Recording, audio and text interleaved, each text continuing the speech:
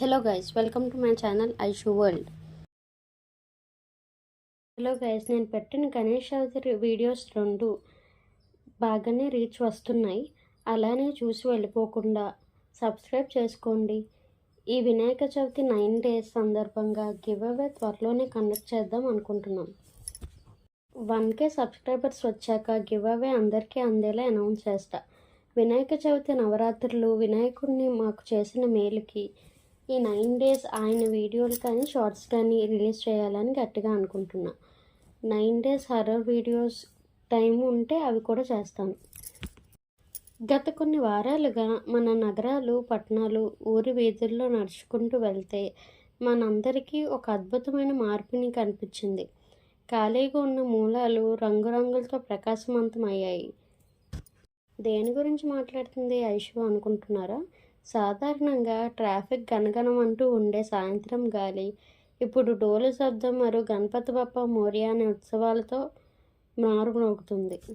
ఇప్పటికే అర్థమై ఉంటుంది, అదేనండి మన స్ట్రీట్స్లో పెట్టే వినాయకుడి గురించి. మనం మాట్లాడుకోబోయేది మన వీధుల్లోనున్న వినాయక విగ్రహాల గురించి. ఇవి కేవలం ప్లాస్టర్ ఆఫ్ ప్యారిస్ మరియు రంగులతో చేసిన బొమ్మలు కావు. ఇవి కేవలం అలంకరణలు కావు. ఇవి దానికంటే చాలా లోతైనవి. ఇవి మన సమాజం యొక్క హృదయం. అన్నీ చూడటానికి మరియు అనుభవించడానికి బిగ్గరగా కొట్టుకుంటాయి. వాటిని చూడండి. ఒక తాత్కాలిక గుడీరం కింద ఉన్న సరళమైన విగ్రహం నుంచి పెద్ద పందల్లో ఉన్న గొప్ప ఎత్తైన ఆదర్శ విగ్రహం వరకు ప్రతి ఒక్కటి ఒక్కో కథ చెప్తుంటాయి. మొదట ఇవి సామూహిక ఆనందానికి నిదర్శనం. బిజీగా ఉన్న వ్యక్తిగత జీవితాల్లో మనం తరచుగా మన పొరుగింటి వారినే పట్టించుకోము, కానీ గణేశుని రాక అన్నీ మార్చేస్తుంది. ఇది మన మనసుని మన ఐసోలేటెడ్ అపార్ట్మెంట్స్ నుంచి బయటికి లాగి వీధుల్లో కలుపుతుంది. ఇది ఒక్కసారి CEO అయినా, విద్యార్థి అయినా, దుకాణదారుడు అయినా, కళాకారుడు అయినా అందరూ ఒకేసారి నిలబడి భక్తితో సమానంగా ఉండే ఏకైక భావాన్ని, ఏకైక శక్తిని కలిగిస్తుంది.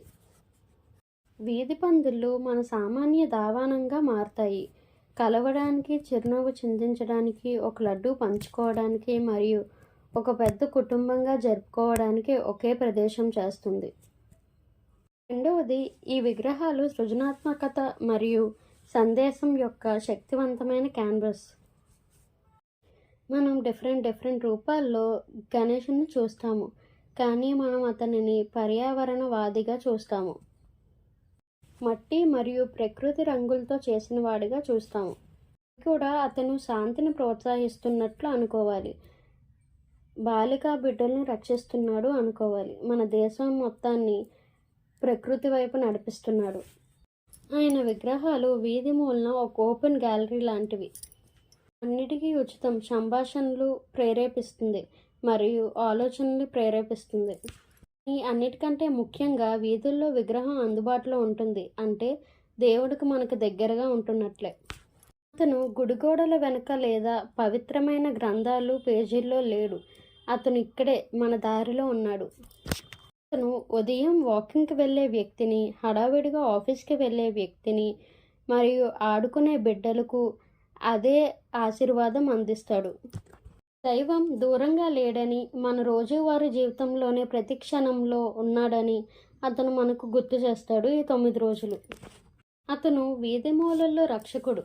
రోజు ఎలాంటి సవాళ్ళు తెచ్చినా శాంతి మరియు అతని దయగల చిరునవ్వుతో మనకి గెలుపు ఒక్క క్షణం మాత్రమే దగ్గరలో ఉందని మనకు భరోసా ఇస్తాడు.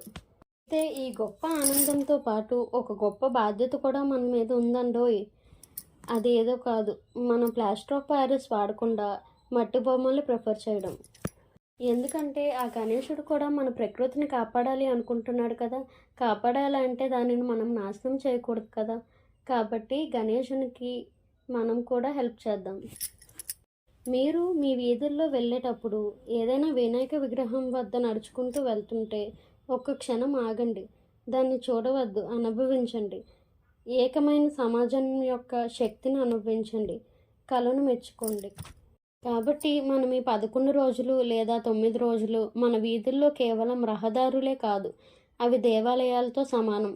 మరియు ఈ దేవాలయాల్లో మనం ఒక దేవుణ్ణి మాత్రమే కాకుండా సమాజం, కళ మరియు జీవితం యొక్క అత్యంత శక్తిని కూడా జరుపుకుంటాం. గణపతి బప్పా మోరియా. మరుసటి సంవత్సరం త్వరగా వచ్చేయమని కోరుకుందాం. నేచర్ని కాపాడుదాం, మనల్ని మనం కాపాడుకుందాం, గణేశుడిని మనం వెల్కమ్ చేద్దాం.